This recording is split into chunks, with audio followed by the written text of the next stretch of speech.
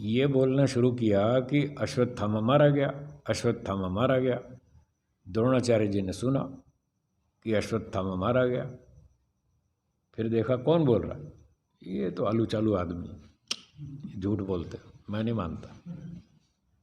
तो उनको कहा कि ये कह तो रहे हैं अश्वत्थामा मारा गया, बोले ये सब नालायक है, झूठ बोलते हैं, मैं नहीं मानता।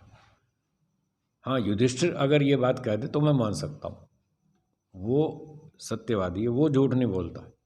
अब जबकि युधिष्ठिर उसका दुश्मन है, शत्रु पक्ष में है, तो ये सत्य बोलने का लाभ देख लो कि सत्यवादी अगर शत्रु में भी पक्ष में भी हो तो भी लोग उस पर भरोसा करते हैं कि अगर युधिष्ठिर कह दे कि अश्वत्थामा मारा गया तो मैं मान सकता हूँ। देखो सत्य का कितना लाभ है, ऐसे समझना चाहिए। तो फिर आगे लंबी कहानी है, वो सब आप जानते ही हैं, इसलिए लंबी नहीं दोहराता मैं। भाव इतना ही है कि सत्य बोलना ही लाभकारी है, भले उसका लाभ थोड़ी देर में दिखाई दे।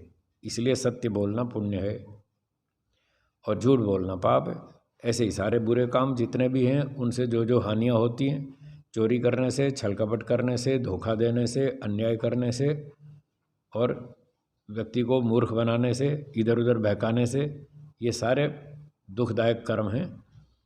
इनसे अपना और दूसरों का नुकसान होता है, हानि होती है, इसलिए ये सब पाप है, ये नहीं करना चाहिए।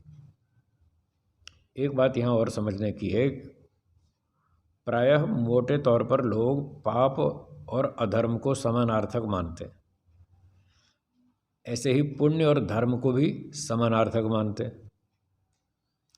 तो हमने इस पर और गहरा विचार किया, हमें थोड़ा सा अंतर भी दिखाई दिया। धर्म और पुण्य, इसमें थोड़ा अंतर दिखाई दिया। पाप और अधर्म तो ठीक है, वो तो समानार्थक है, लेकिन पुण्य और धर्म में थोड़ा अंतर है। वो ये है,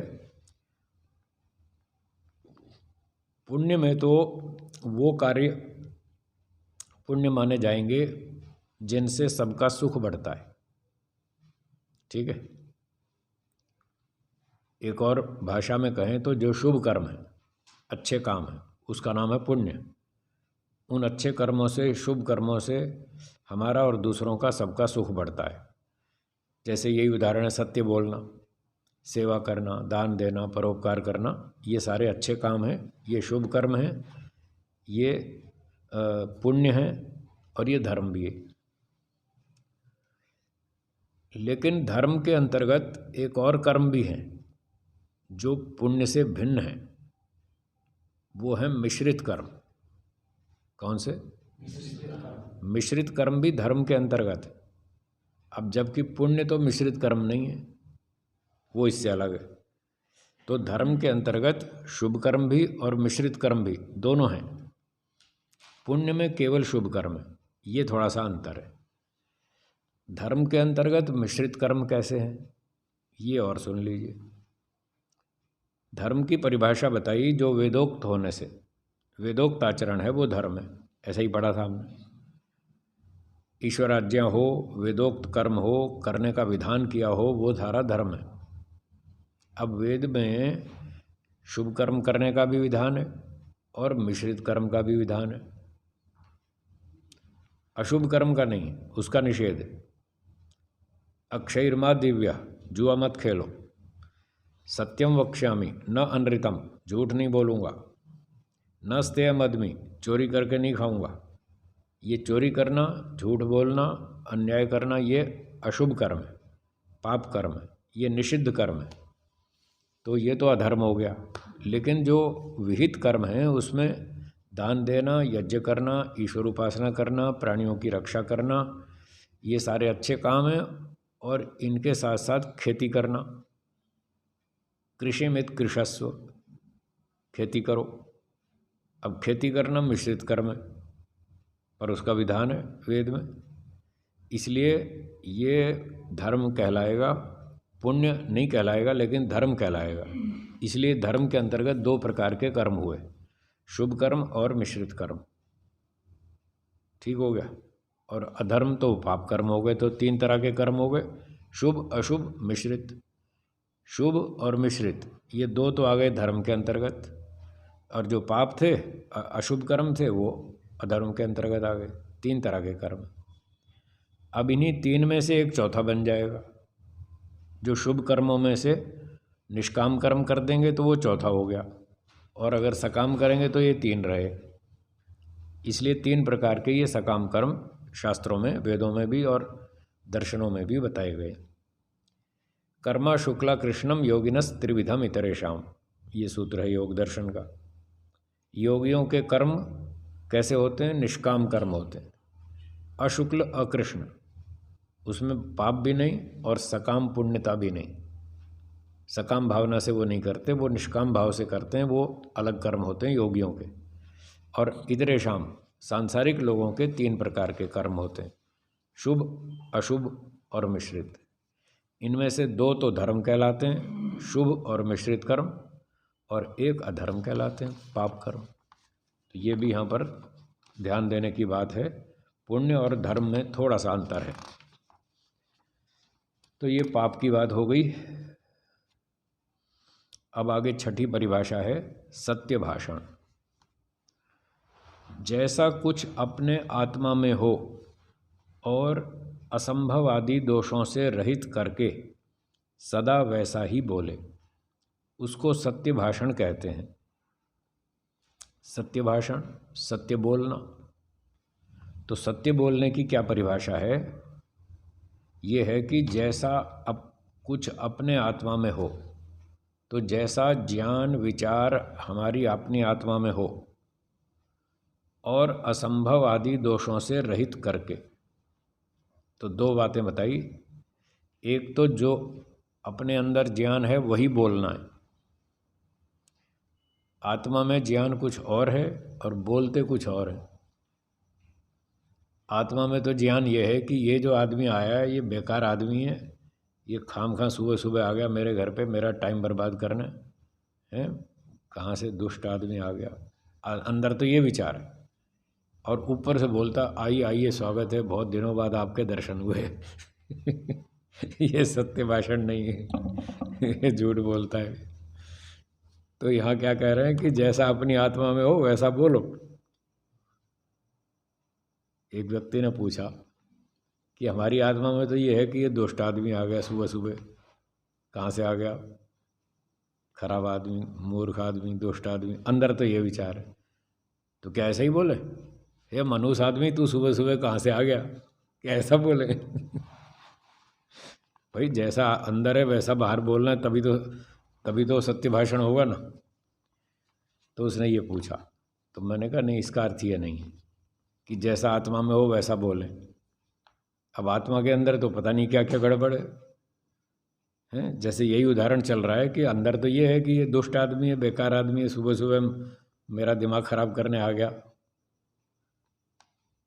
तो पर बोलने को तो हम वैसा नहीं बोलते, बोल भी नहीं सकते। ऐसा बोलेंगे तो लड़ाई झगड़ा हो जाएगा तत्काल। तो फिर क्या करें? तो मैंने उसको ये उत्तर दिया कि जैसा हम बोलते हैं वैसा अपनी आत्मा को विचार वैसा बना लें, तो फिर एक रूपता हो जाएगी, फिर सत्य भाषण हो जाएगा। अब बोलते तो हैं कि आइए आइए, नमस्ते जी, स्वागत है, पधारिए। तो जैसा बोल रहे हैं वैसा ही अपने अंदर भी रखो। तो अंदर वाला विचार छोड़ दो, उसको निकालो। और अगर वास्तव में दुष्ट है तो दुष्ट को फिर हम स्वागत तो नहीं कर सकते, उसको अच्छा तो नहीं बता सकते। तो फिर उसको छुट्टी करो, उससे बात ही मत करो। बोलो तो ठीक ठीक बोलो, नहीं तो मत बोलो, उसकी उपेक्षा करो। ये उपाय। तो दुष्ट को ऐसे खराब शब्दों से भी नहीं बोलना, उसकी उपेक्षा करने का विधान है। योग दर्शन आप पढ़ चुके हैं, उसमें बताया था दुष्टों की उपेक्षा करो, संबंध नहीं रखना, व्यवहार नहीं करना। तो जैसा अपनी आत्मा में हो वैसा बोलें। और दूसरी बात, असंभव आदि दोषों से रहित करके सदा वैसा ही बोलें, इसका नाम सत्य भाषण है। तो असंभव आदि दोषों से बच के बोलना है। तो असंभव कैसे होता है? एक असंभव का उदाहरण देता हूँ। एक व्यक्ति था, उसको गप्पे मारने की बहुत शौक़ था, बहुत आदत थी। 4 दोस्तों में बैठ के वो गप हाँकने लग जाए लंबी लंबी। तो एक दिन वो गप मार रहा था, तो किसी ने टोका, दोस्त ने, भाई ये तुम क्या बोलते हो, ये तो गप लग रही है, इतनी लंबी बात ऐसी थोड़ी होती, ये तो जच नहीं रही बात, झूठ है ये तो। तो फिर उसने बाद में उसको सलाह दी कि तुम अपना एक असिस्टेंट रख लो, अपना साथी एक सहायक रख लो, जब तुम गप मारोगे तो वो तुम्हें थोड़ा इशारा कर देगा तो तुम अपनी गप को ठीक कर लेना। ऐसे ऐसे उसको सुझाव दिया। तो उसने एक अपना असिस्टेंट रख लिया और संकेत ये बना लिया कि जब मैं गप मार दूँ, थोड़ी ऐसी ऊंची नीची बात कर दूँ, तो तू ज़रा गला खखार देना, ऐसे कर देना, मैं समझ जाऊँगा कि मैंने गप ज़्यादा लंबी कर दी है, फिर मैं थोड़ी छोटी कर लूँगा, उसको ठीक ठाक कर लूँगा। तो उसने अपना एक असिस्टेंट रख लिया।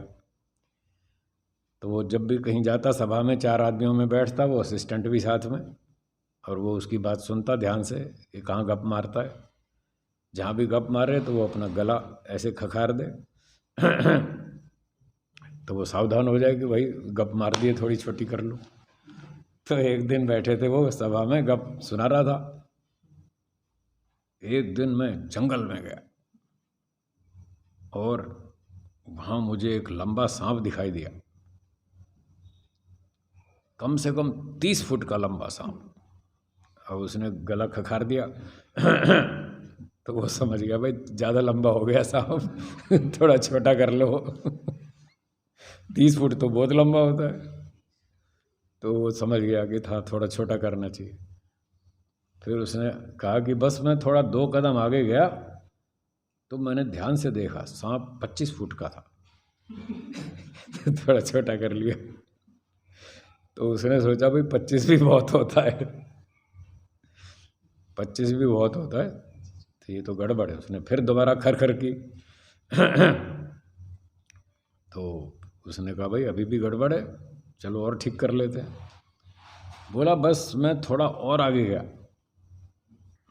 मुझसे रहा नहीं गया, मैंने तो जेब से इंची टेप निकाला और उसको नाप लिया, 20 फुट का था। अब 20 फुट भी बहुत होता है।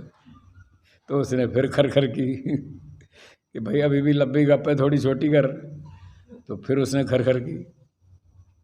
उसने कहा अब तो नप गया, अब तू कितनी भी खर कर ले, अब कम नहीं हो सकता अब तो नप गया, जब इंची टेप से नाप लिया तो अब कैसे कम करूं तो ऐसे होते हैं गप मारने वाले तो ये है असंभव आदि दोषों से रहित करके बोलना। लोग ऐसे लंबी लंबी गप्पे हाँकते हैं तो अतिशयोक्ति करते हैं, लोग बढ़ा चढ़ा करके बोलते हैं, ये गप कहलाती है। तो ये असंभव है ना। अब गए कहीं सभा में, कहीं सम्मेलन में, मान लो जैसे कहीं वार्षिक उत्सव होते रहते हैं, कोई सम्मेलन होते हैं, कार्यक्रम होते हैं। अब वहाँ संख्या थी 500-700 लोगों की, 600-700 लोग होंगे। तो कोई व्यक्ति गया सम्मेलन में, फिर वापस लौट के आ गया, तो उसके अड़ोसी पड़ोसियों ने पूछा भाई तुम सम्मेलन में गए थे, देखा है क्या? बोले हाँ। कैसा रहा? बहुत अच्छा था। कि लोग कुछ थे उसमें? बोले हाँ हाँ लोग आए थे, बहुत लोग आए थे। कितने लोग थे? अरे होंगे कम से कम 2000 आदमी होंगे अब थे कितने? 600-700। अब बढ़ा के बोल दिए 2000 आदमी थे। ऐसी गप मारने वाले बहुत मिलते हैं, आपने भी देखे होंगे, हमने भी खूब देखे। तो बात को इस तरह से बढ़ा चढ़ा कर बोलना, ये असत्य भाषण, ये सत्य भाषण नहीं है। तो इसलिए कह रहे हैं असंभव आदि दोषों से रहित करके जो बात जैसी हो वैसा बोले, प्रमाणों से परीक्षा करके बोले, और नहीं मालूम तो साफ बोले कि जी मुझे नहीं मालूम। खामखा पाप क्यों अपने सर पे ले हुए झूठ बोल करके? तो झूठ नहीं बोलना, सत्य बोलना है। प्रमाणों से परीक्षा करें, प्रत्यक्ष प्रमाण से, अनुमान प्रमाण से, शब्द प्रमाण से जानकारी करके वैसा ही बोलें। अब ये कितने सारे वो बाबा होते हैं चमत्कारी हैं, ऐसे यूँ हाथ घुमाएंगे पेड़ा निकाल देंगे, यूँ हाथ घुमाएंगे बर्फ़ी बना देंगे, फिर यूँ हाथ घुमाएंगे अंगूठी बना देंगे। और फिर इनका प्रचार करने वाले वो झूठ बोलते हैं कि हमारे गुरुजी तो इतने चमत्कारी हैं, बस यूँ हाथ घुमा करके अंगूठी बना देते हैं सोने की। तो ये सारा झूठ है, ये सत्य नहीं है, क्योंकि ये असंभव बातें हैं। बिना कारण के कोई कार्य नहीं होता। अब वो बिना कारण के बना रही हूँ, बिना ही सोने की अंगूठी बन रही है, और बिना ही वो मिठाई बन रही है बिना ही दूध मलाई के, ऐसी ही मिठाई बन रही है बिना कारण के, हवा में से, शून्य में से। तो ये तो असंभव है। एक तो क्रिया असंभव और दूसरा इसके प्रचार करने वाले झूठ बोल रहे हैं।